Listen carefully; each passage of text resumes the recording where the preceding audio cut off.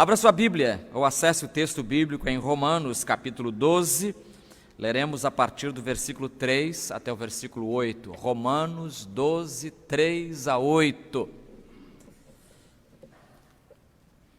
22ª mensagem baseada em Romanos. Daqui a pouco estaremos chegando ao número 30, que é a última mensagem de Romanos.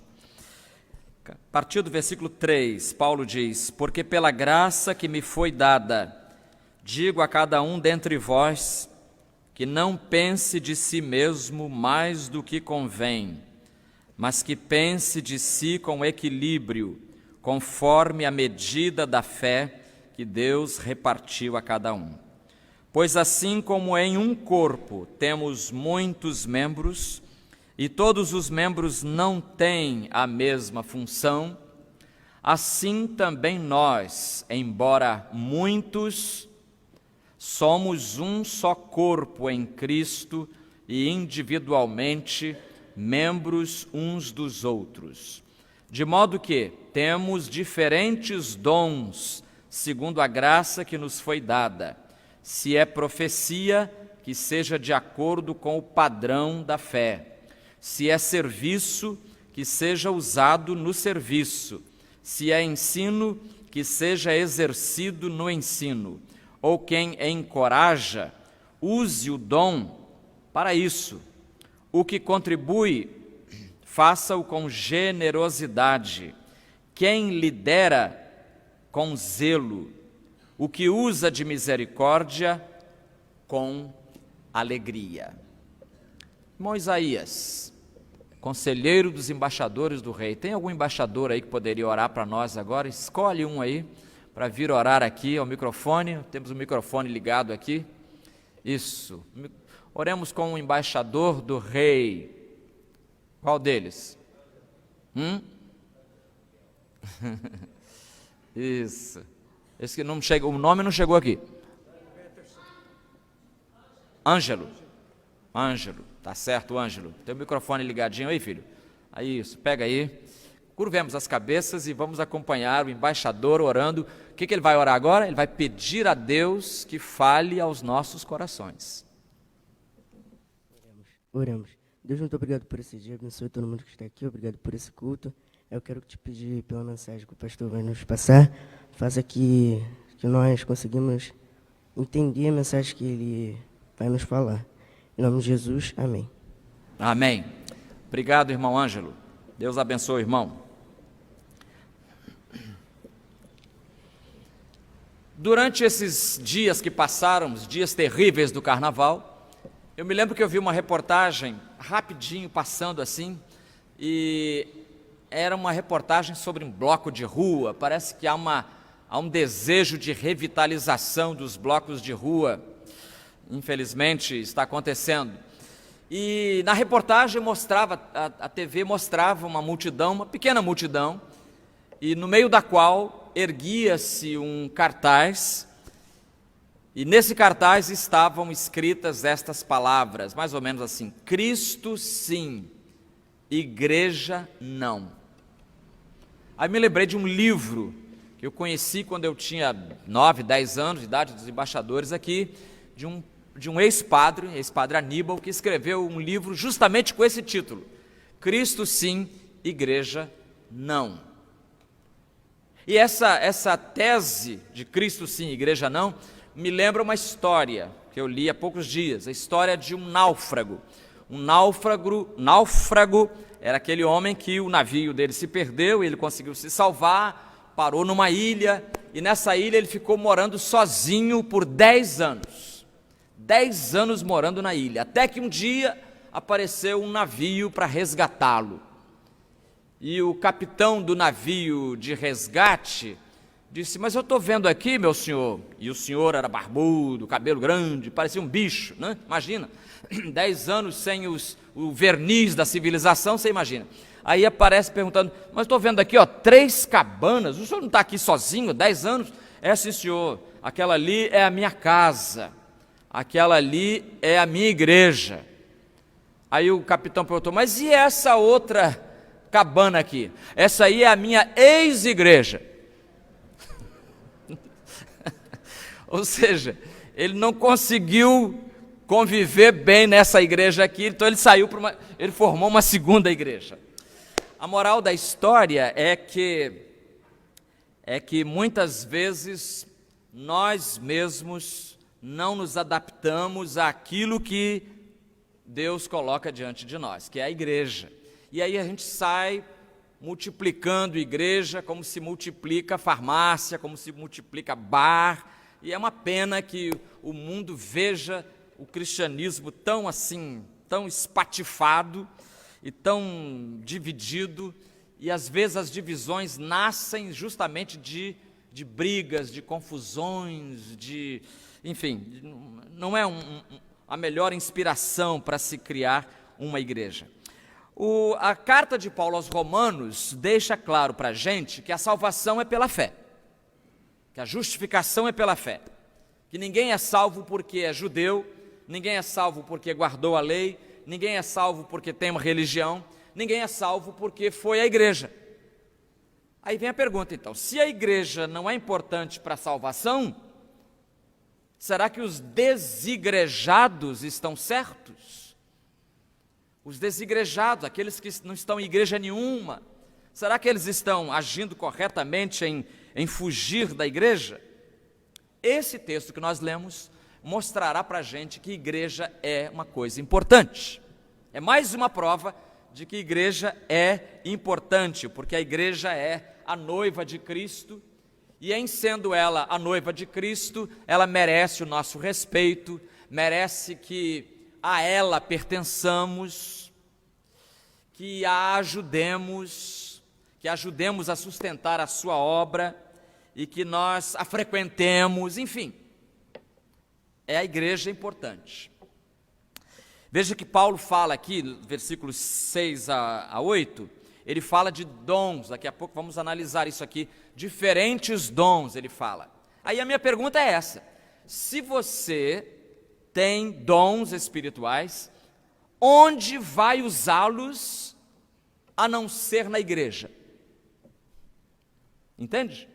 Se Deus deu dons a Regina, Deus deu dons a Teófilo, Deus deu dom a cada um aqui. Teógenes, Teófilo é outro, é o irmão dele, Teógenes. Se Deus deu dom a cada crente, aí o crente diz, não, eu não vou para a igreja não, porque lá está cheio de hipócrita. E vai usar os dons aonde? Me conta. Então mostra que Paulo está escrevendo para um grupo chamado igreja, Igreja de Roma. Essa porção que nós lemos agora foi escrito à Igreja de Roma, capítulo 12, versículos 3 a 8. E a gente vai descobrir também que para ser membro de igreja e para usar os dons que Deus nos deu, a gente precisa de uma palavrinha que eu queria aplicar nesta noite às nossas vidas, a palavra humildade. Descobriremos que servir ao Senhor é um exercício intenso, imenso de humildade. E sem humildade não existe igreja. Aliás, sem humildade não existe uma porção de outras coisas também. Mas a primeira coisa que eu descubro aqui é que nós devemos ter, nesse texto, humildade diante do espelho, devemos ter, em segundo lugar, humildade diante da igreja, e também, em terceiro e último lugar, humildade diante de Deus. Então vejamos primeiramente, humildade diante do espelho. Humildade diante do espelho. Versículo 3. Versículo 3, irmãos, eu preciso aqui compartilhar uma aventura hermenêutica que me aconteceu no início logo do pastorado.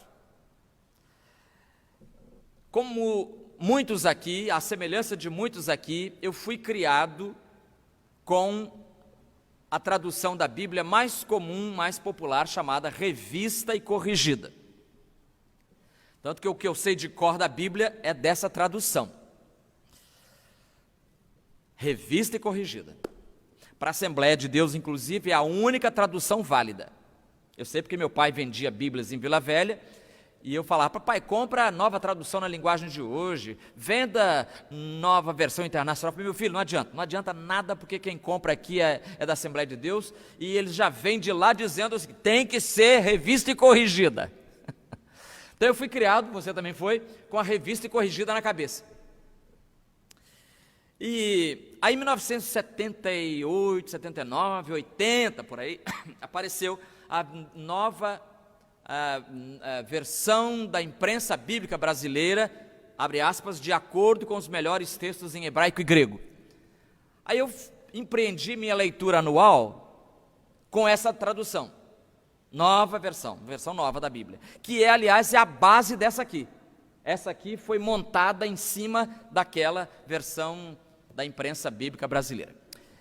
Aí eu estava lendo essa aqui, ou a nova, e quando chegou no versículo 3 de Romanos 12, eu engasguei, porque aqui diz assim, olha, porque pela graça que me foi dada, digo a cada um dentre vós, que não pense de si mesmo mais alto, mais do que convém, mas que pense de si com equilíbrio, conforme a medida da fé que Deus repartiu a cada um. Aí isso me chocou porque dizia coisa diferente da revista e corrigida. A revista e corrigida diz assim, olha, porque pela graça que me é dada, digo a cada um dentre vós, que não saiba mais do que convém saber. Provavelmente a sua tradução, se é a revista e corrigida, diz isso.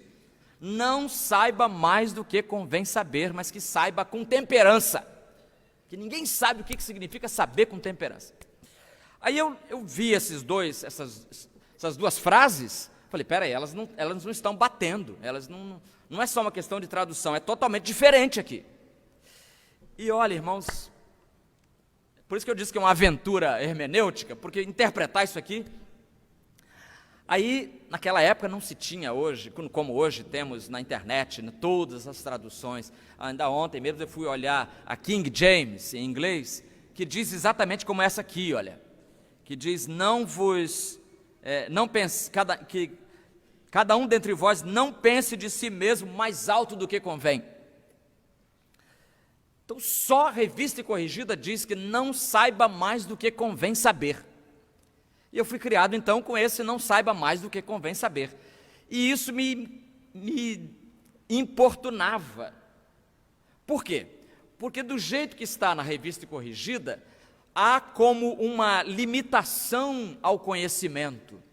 Ou seja, é um versículo anti-intelectual, do intelectual que era Paulo.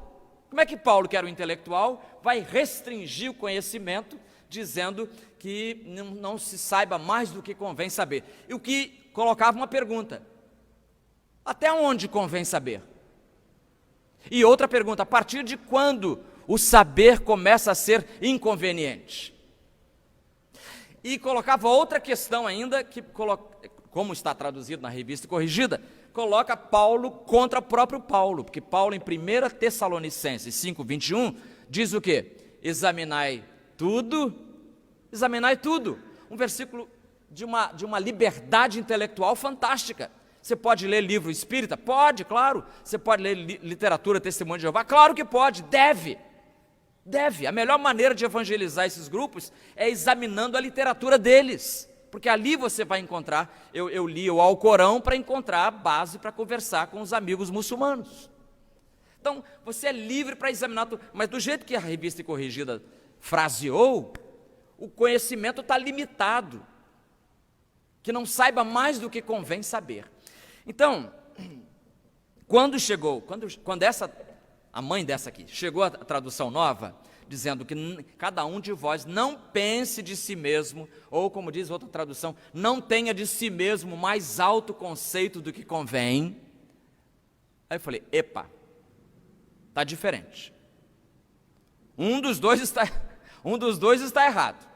Aí eu fui, recém-saído do seminário, fui consultar o grego para ver qual das duas estava mais próximo do original grego. E para minha surpresa, essa tradução, que é a de todas as outras, exceto, repito, a Revista e Corrigida, dizia exatamente isso, que você não deve ter um autoconceito lá em cima, que você não deve se achar o tal, não deve pensar que você é o rei da cocada preta espiritual, mas que você deve ter um autoconceito equilibrado, segundo a medida da fé que Deus deu a você. Está percebendo?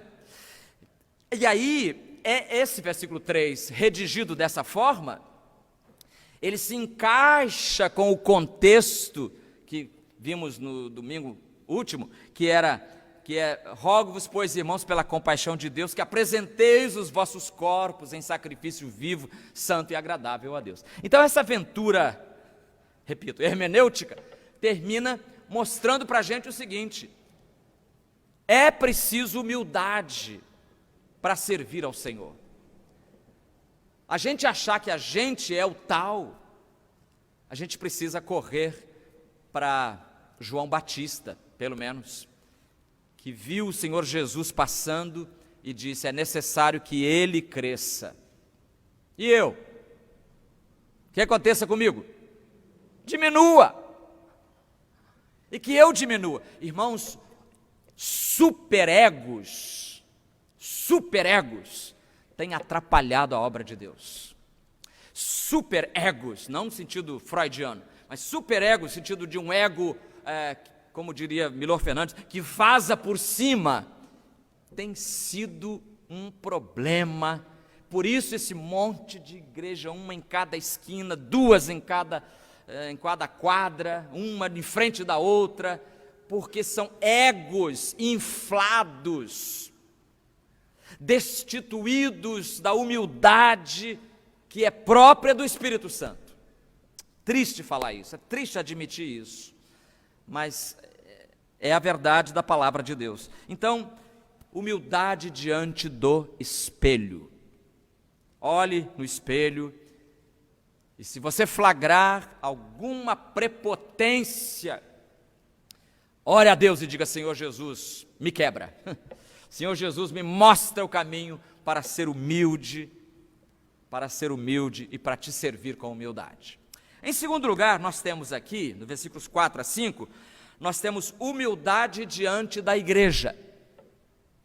Humildade diante da igreja. Paulo usa aqui nos versículos 4 e 5 uma figura que ele já tinha usado em Corinto, aos crentes de Corinto, porque ele escreveu primeiro a primeira carta que ele escreveu, aqui está na ordem, está contrário aqui, né? Romanos vem antes de Corinto, mas ele escreveu primeiro aos Coríntios, mais ou menos no ano 55, e Romanos ele escreveu mais ou menos em 58, essas datas sempre são aproximadas, nunca ninguém sabe certo, né? Já sabe disso.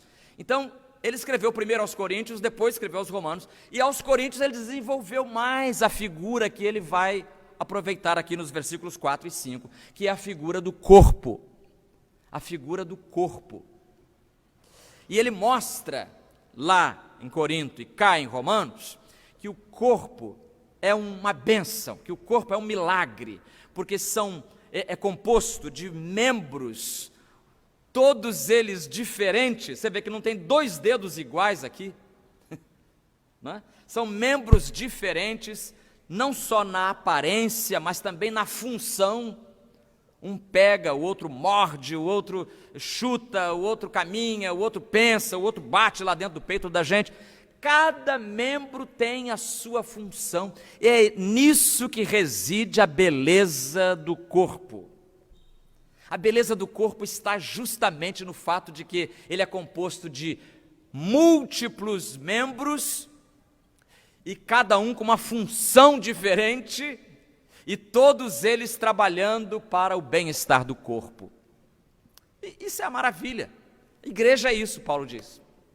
Agora, é preciso que cada membro seja humilde, por isso que é humildade diante da igreja. Cada membro seja humilde para desenvolver a sua função ou cumprir a sua missão.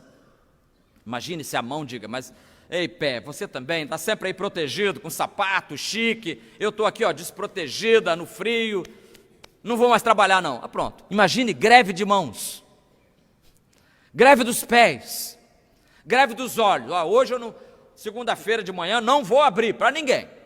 Ih, rapaz, pronto, e agora? Onde é que o corpo vai? Hein? Se os seus olhos segunda de manhã resolvem entrar em greve, não trabalhar mais, o corpo vai para onde? Vai ficar para lugar nenhum, vai ficar na cama. É isso que é doença. Doença é justamente a greve de um dos membros. É quando um membro resolve não funcionar mais de acordo com a sua função. Então nós temos aqui Paulo dizendo, nós temos variedade de membros, mas há uma unidade entre eles. A variedade com unidade. É como a igreja devia ser. Um é intelectual, o outro é braçal, um gosta de reger, o outro gosta de cantar, o outro gosta de visitar, o outro gosta de interceder dia e noite, o outro gosta de liderar embaixadores, o outro gosta de cantar nos coros da igreja. Olha que riqueza nós temos na diversidade dos membros, mas tudo isso apontando para a glória de Deus. Então, é importante que cada membro cumpra a sua função no corpo. No caso da igreja, que cada membro da igreja cumpra a sua função no corpo de Cristo. Irmãos, nós vivemos numa cultura consumista. E numa cultura consumista, cada um se julga cliente. E o cliente é aquele sujeito enjoado, exigente. Ele diz, não, eu quero isso, se esse produto tiver um fiapo de linha aqui, eu já não quero mais. Então, nós trazemos para a vida da igreja esse espírito consumista, que se pergunta o tempo todo, qual é a vantagem que eu levo em frequentar essa igreja? Às vezes eu tenho a impressão de que algumas pessoas vêm aqui, assentam por algum tempo e ficam aqui, mas como elas não têm as suas necessidades atendidas, elas vão para outro shopping. É como se fosse um shopping, como se fosse um encontro de lojas, uma competição. Que é isso? Ao invés de perguntar, como Saulo, com a boca no chão, que pergunta, Senhor, que queres que eu faça? Eles perguntam, e quanto é que eu levo nisso? Qual é a vantagem em pertencer a esta igreja? A impressão que eu tenho é que tem gente que trocou a pergunta, em vez de Senhor, o que queres que eu faça? A pergunta agora é, e quanto é que eu levo nisso? Não, a igreja não é um supermercado tentando agradar os seus clientes, mas é um corpo em que todos os membros são importantes, todos tenham títulos universitários ou sejam analfabetos, igualmente importantes, todos trabalhando para a glória de Deus. Humildade diante do espelho, humildade diante da igreja e, finalmente, humildade diante de Deus. Versículos 6 a 8, irmãos, nós temos aqui o apóstolo descrevendo, falando de uma questão que é muito importante para a igreja, que é a questão dos dons, ou chamados dons espirituais. O que é isso? Dom é aquela capacitação de Deus, do Espírito Santo, para cada crente poder cumprir o seu papel dentro da estrutura do corpo. E se a gente for ler a Bíblia e procurar a palavra dons, a gente vai descobrir algumas verdades, 4 verdades, brevemente vou mencioná-las, sobre dons espirituais. A primeira delas é que todo crente tem um. Todo crente tem um. Você embaixador, você mensageira, você menino, você jovem, você irmão, tem um dom espiritual. Deus já deu a você. Dom quer dizer presente. É uma coisa que você recebeu, uma capacidade especial que você recebeu para, com ela, glorificar o nome de Deus e edificar o corpo de Cristo. Então, todo crente recebeu pelo menos um dom. Não, pastor, eu acho que quando Deus estava distribuindo os dons, ele pulou eu. Pulou não. Não deixou você de fora não. Você também tem, mas eu não consigo descobrir qual é que é. Ah, bom, não consegue descobrir qual é que é, aí é dever de casa. A próxima tarefa é essa aí. Então, descobrir qual é o dom que Deus deu a você. Mas que Deus deu. Ele deu a você um dom. Segunda verdade, nenhum crente deve se orgulhar do dom que recebeu.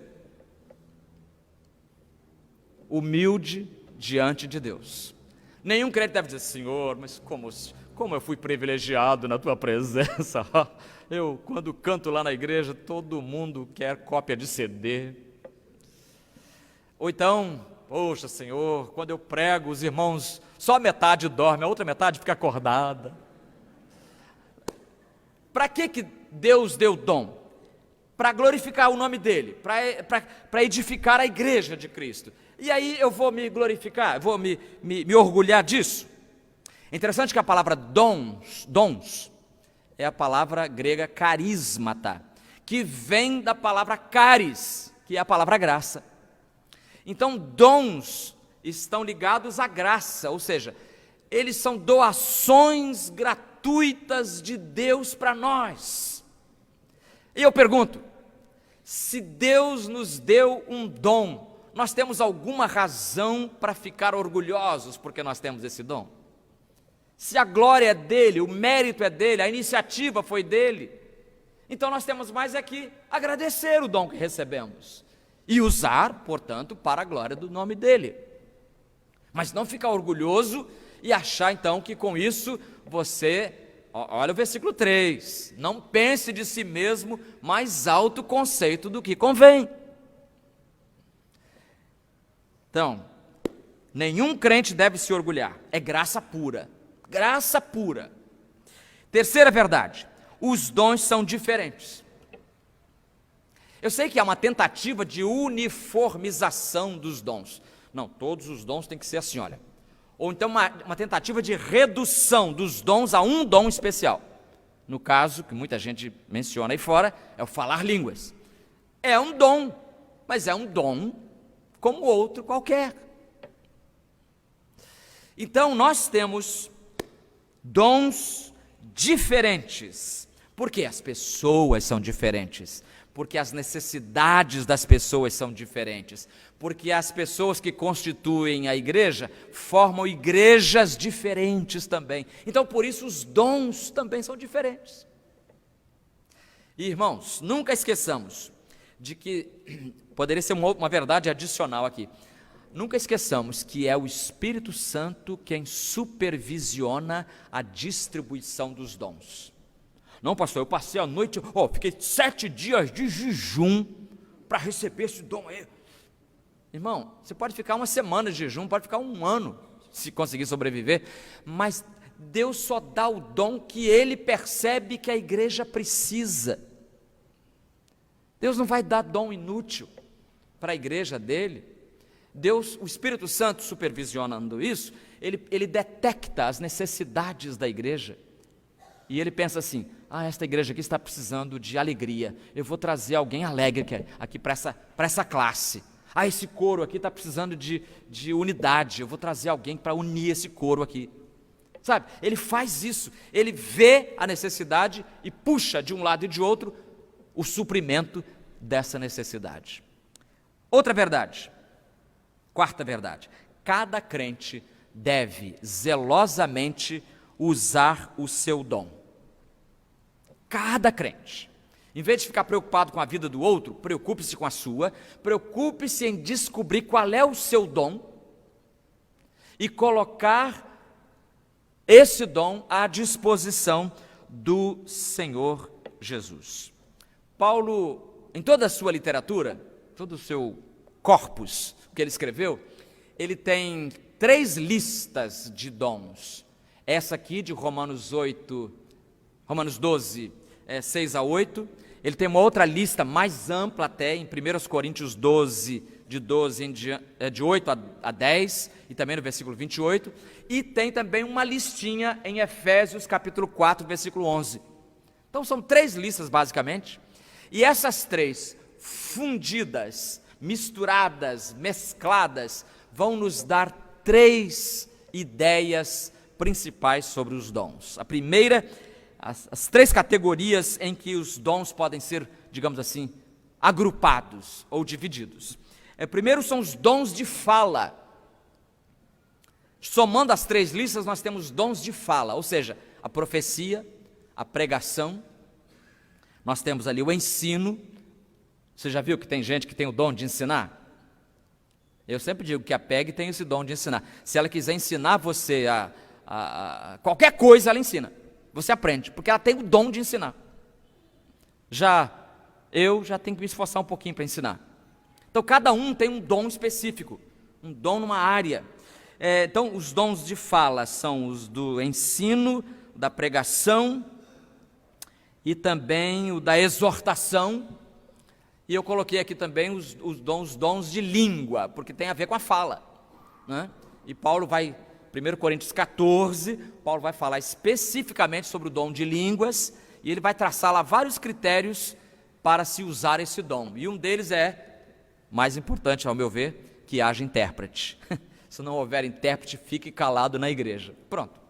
Já matou a charada e derruba uma porção de experiências. Então, dons de fala, dons de liderança, de governo, de administração e de sabedoria. Dons. Irmãos, tem irmãos aqui na igreja que eu acho que tem tanto esse dom, uma sabedoria na percepção dos problemas, uma sabedoria na sugestão de soluções para os problemas. Temos aqui, que eu já cheguei a pensar, já falei com alguns aqui, falei, vocês deviam estar na Convenção Batista Brasileira, para ajudar a encontrar soluções para os problemas amplos, maiores da Convenção. São irmãos expertos em solução de problemas. Eu fico impressionado com isso, graças a Deus por isso, porque Deus deu a eles o dom da liderança, do governo, da administração, da sabedoria. E o último grupo são os dons de serviço, contribuição, misericórdia. Tem crente que passa pelo outro e não sente nada? Tem outro que passa, para e conversa e chora junto. É dom, irmão, isso é dom. Não é porque essa pessoa é muito fraca emocionalmente, que fraca nada. Ela tem esse dom espiritual de ajudar a quem está precisando de ajuda, o dom de socorro, o dom da hospitalidade. E por isso, o dom de realização de milagres, que deriva então do dom que está enfeixado ali no dom de serviço, nos dons de serviço. Então, fala, administração, liderança e serviço são as 3 áreas em que os muitos dons se dividem e se organizam. Eu li essa semana uma coisa que me deixou muito triste, e com ela eu termino essa reflexão. É que no Brasil hoje, nós temos, segundo uma pesquisa realizada por uma revista, nós temos mais de 40 milhões de evangélicos afastados da casa de Deus. Mais de 40 milhões de irmãos nossos, alguns dos quais foram pastores, alguns dos quais foram missionários, outros foram professores da escola dominical, outros cantaram em coros, fizeram solos nas igrejas, foram uma bênção um dia, mas se deixaram contaminar pela carnalidade deste mundo, se deixaram levar pelos falsos irmãos mencionados de manhã, se deixaram levar por outras coisas mais, e o resultado é que hoje nós temos esse contingente de mais de 40 milhões de pessoas fora das igrejas. Meus irmãos, é de chorar, é filho de pastor, é o próprio pastor. Lembra a Cristolândia? Achou lá um pastor dependendo de crack, dependente químico. É muito triste, mas tudo isso pode ser mudado. Esse quadro pode ser mudado, e a minha esperança é que a partir de agora a gente ore para que Deus traga de volta 40 milhões de brasileiros afastados da casa de Deus.